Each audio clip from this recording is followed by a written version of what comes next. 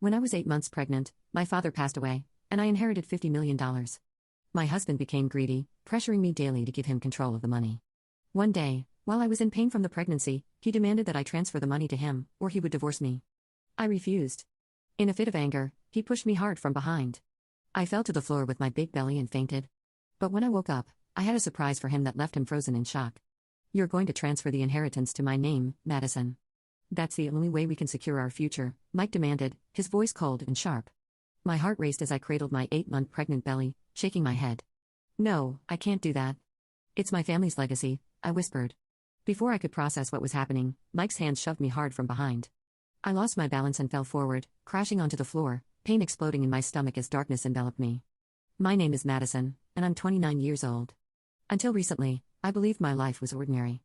That perception shattered a few months ago when my father passed away suddenly, leaving behind something I never expected, a massive inheritance worth over $50 million. He had quietly built a fortune through real estate and various businesses, and now all of that was entrusted to me. At first, I struggled to handle such a colossal responsibility. My husband Mike seemed supportive initially, but soon things took a darker turn. As soon as Mike learned the full value of the inheritance, his behavior shifted. What once felt like a loving marriage transformed into a battleground fueled by greed. Mike began pressuring me constantly, asking me to transfer the inheritance to his name. I initially dismissed his requests as mere excitement, but over time his obsession escalated. Our arguments grew more frequent, with Mike insisting that we needed to take control of the money to secure our future. I didn't realize how far he would go to claim it until that moment when he pushed me. I never imagined the man I married would care more about money than his own family. As time passed, it became clear that Mike's love for me had been overshadowed by his greed for the inheritance I received after my father's death. When my father passed, I was devastated. Losing him was the hardest thing I had ever faced.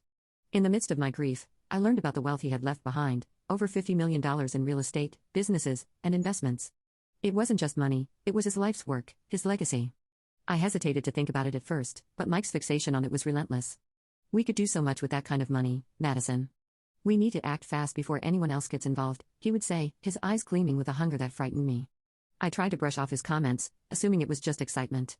But soon it became evident that Mike wasn't thinking of us as a family. He was consumed by what he could control. Every day, he brought up the inheritance.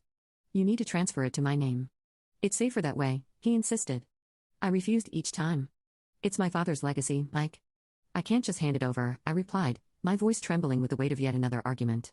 His frustration grew with every no, and the man I once knew, the one who had cared for me and our unborn child, was fading before my eyes.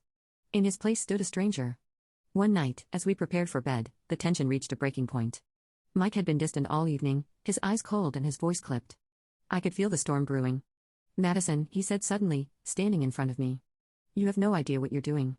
If you don't transfer that inheritance to me, you're going to regret it." Stunned, I responded, "This money isn't yours to control, Mike. I won't do it."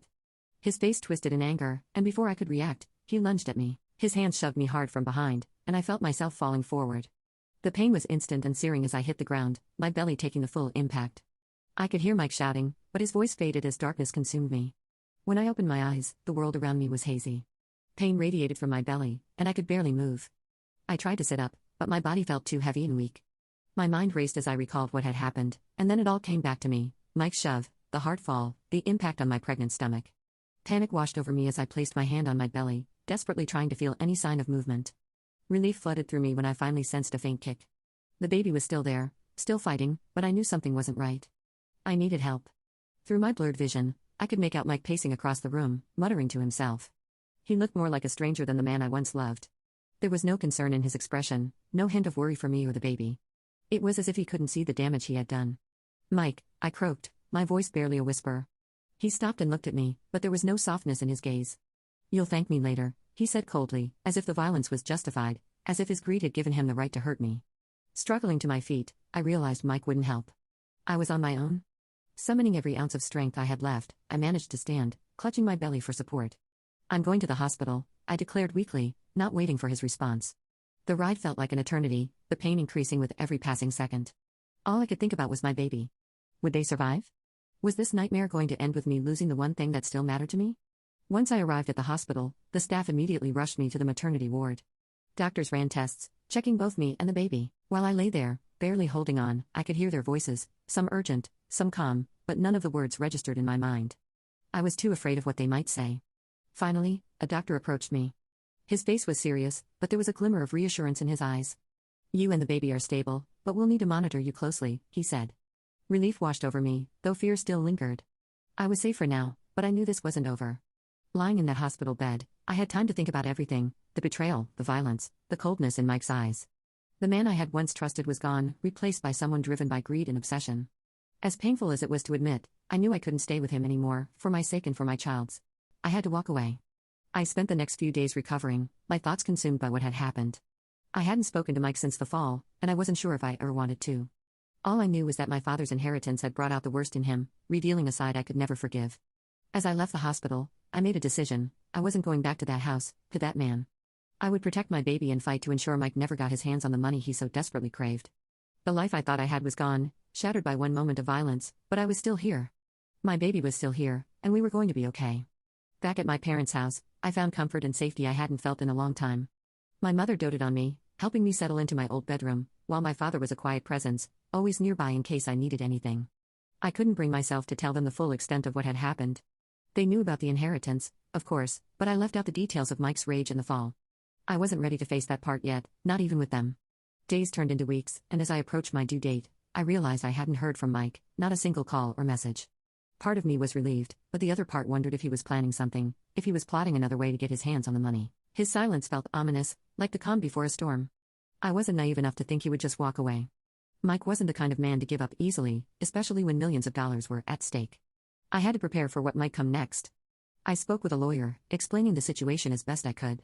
The inheritance was legally mine, passed directly from my father to me, but I needed to ensure Mike couldn't try to claim any of it, especially since we were still married.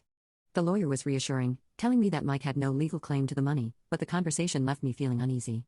I had seen what Mike was capable of. His greed had turned him into someone I no longer recognized, and I couldn't predict what he might do next. A week before my due date, the doorbell rang at my parents' house. I had been resting, trying to stay calm in those final days before the baby arrived, but the sound jolted me awake. My mother answered the door, and I could hear her talking to someone in a low, concerned voice. Then, I heard his voice. "Madison," I called from the hallway. My heart sank. I knew this moment was coming, but I wasn't ready to face him. I didn't know what he would say or how far he would go to get what he wanted. Taking a deep breath, I stood up and made my way to the living room. There he was, standing in the doorway, looking every bit the man I used to know, but with a hardness in his eyes that hadn't been there before. "Can we talk?" he asked, his voice unusually calm. I nodded, though every instinct in me screamed to stay away from him. We sat down, the silence between us thick with tension. "I've been thinking," Mike began, his hands clasped in front of him. "I know things got out of control. I know I hurt you, but we can still fix this. We can be a family, Madison. I'll take care of you and the baby. We just need to work together." I stared at him, feeling a mix of anger and disbelief. "You pushed me, Mike. You hurt me, and you didn't care. All you cared about was the money." His face hardened. "I made a mistake, but I was thinking about our future. That money could change everything for us. You can't just throw it away. It's not yours, Mike. It was never yours," I said firmly. "And I'm not going to let you control me or the baby. We're done." For a moment, I thought he might argue, might push again, but something in my voice must have reached him. His expression shifted, and he stood up slowly, his eyes cold. "If that's how you want it, Madison, fine. But don't think this is over. I'll get what's mine." With that, he turned and left, leaving me sitting there, my heart racing. I knew this wasn't the end, but I also recognized that I was stronger than I had ever been before. For my baby, I would fight. I would protect what was mine. In the days following Mike's visit, I could feel the tension building. His parting words echoed in my mind, and I knew he wasn't going to let go easily. But I also knew I had to stay focused on what mattered most, my baby. The due date was fast approaching, and I couldn't afford to be distracted by Mike's threats. I kept my parents informed, though I still didn't tell them everything. My father, with his quiet strength, reassured me that I wasn't alone in this. He sensed I was facing more than just the challenges of pregnancy, and though he didn't press me for details, his protective nature was palpable. My mother, ever the caretaker, was by my side constantly, helping me prepare for the baby, making sure I was as comfortable as possible. Then it happened. Late one night, just a few days before my due date, the contractions started. At first, they were manageable, a dull ache in my lower back, but soon they intensified, each wave of pain pulling me deeper into the reality of labor. I called out for my mother, and within minutes, my parents were by my side, helping me into the car and rushing me to the hospital. Everything became a blur: the bright hospital lights, the nurse's calm but urgent instructions, the sound of my own breathing as I fought through each contraction. Despite the physical pain, my mind kept returning to one thought: I needed to protect my baby. Mike's obsession with the inheritance, his dangerous actions, all of it faded into the background as I focused on bringing my child into the world safely. Hours passed, and after what felt like an eternity, I finally heard the cry I had been waiting for.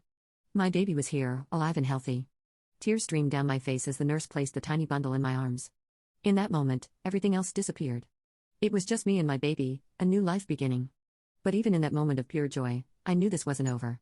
Mike was still out there, still consumed by his greed, and now I had someone else to protect, not just myself, but my child. I would do whatever it took to keep us safe. A few days later, after being discharged from the hospital, I returned to my parents' house with my newborn in my arms.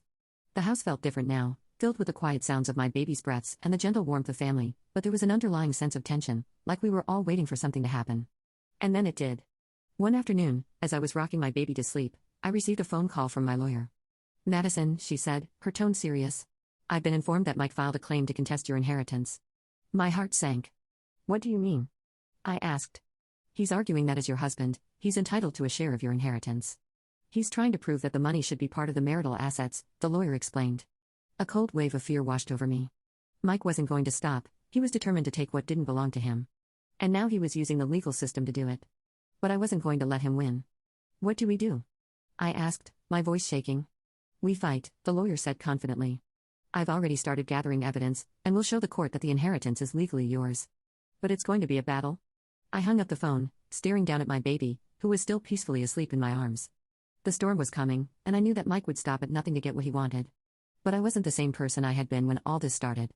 I was stronger now, and I had something far more important than money to fight for. The days following the call from my lawyer felt like a race against time. Every moment was filled with a mixture of love for my newborn and the looming dread of what Mike was trying to do.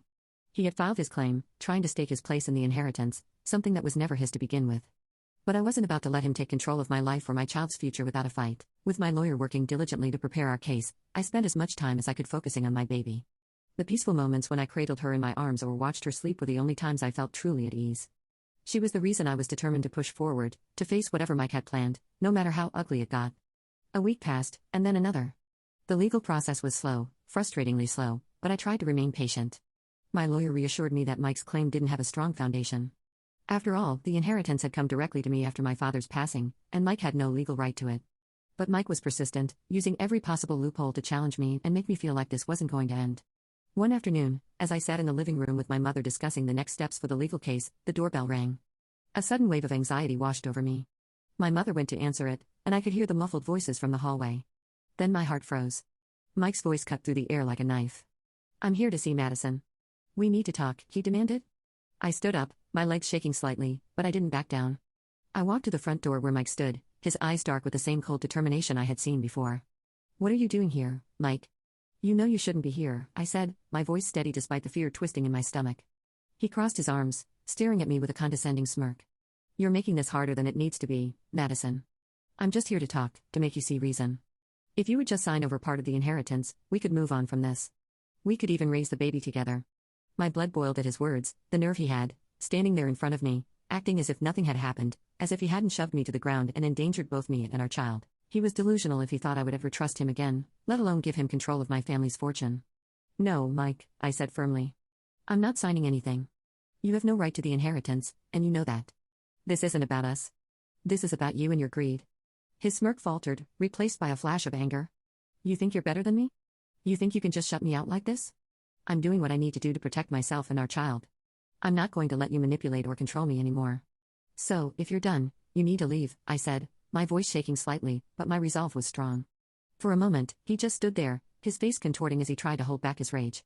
Then, without another word, he turned on his heel and stormed off.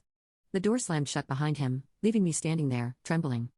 As I returned to the living room, my mother was already on the phone with my lawyer, explaining what had just happened. "We need to get a restraining order," she said firmly, her voice steady in contrast to the storm of emotions swirling inside me. That night, I lay awake, my baby sleeping soundly beside me. I couldn't stop thinking about Mike's words, his threats. He wasn't going to stop until he got what he wanted. But I had made my decision. I was going to fight, not just for the inheritance, but for my child and our future. The next morning, we started the process of filing for a restraining order. My lawyer assured me it was the right move, given Mike's behavior and the growing tension between us. It was another layer of protection, something I desperately needed as this legal battle continued. As the days turned into weeks, something unexpected happened. Mike's claims began to unravel. My lawyer found evidence that Mike had been involved in some shady dealings at work, fraudulent transactions and suspicious activities that were now coming to light. His reputation was crumbling, and it was clear that he was trying to secure the inheritance because he knew he was losing everything else. The court sided with me. Mike had no legal claim to the inheritance, and his attempts to seize control of it were shut down. It was over. The day the final ruling came through, I felt the weight lift off my shoulders. The battle had been long and painful, but I had won. More importantly, I had protected my baby, my family, and my father's legacy. Standing in my parents' home with my daughter in my arms, I realized that I was finally free from Mike's manipulation, his greed, and his control. And as I looked down at my baby's peaceful face, I knew that the future was ours. With the court ruling in my favor, I felt a wave of relief wash over me. However, the journey was far from over. My lawyer informed me that due to the evidence gathered against Mike regarding his fraudulent activities at work, he faced serious legal consequences. As Mike's reputation crumbled, charges were brought against him for fraud, leading to a formal investigation. It wasn't long before he was arrested and taken into custody, his once prominent career shattered. The news of his arrest was a harsh reminder of the man he had become, driven by greed and obsession. At his sentencing hearing, I chose to attend. I wanted to see justice served, not just for myself but for all the pain he had caused. The judge laid out the evidence clearly. Mike was sentenced to 3 years in prison for his crimes, along with restitution for his victims. I felt a sense of closure as the gavel struck, signaling the end of his reign of manipulation over my life. Walking out of the courthouse, I took a deep breath, feeling lighter than I had in months. I had fought hard for my child and myself, and I was finally free from the shadows of my past. With my baby in my arms, I knew that we had a bright future ahead.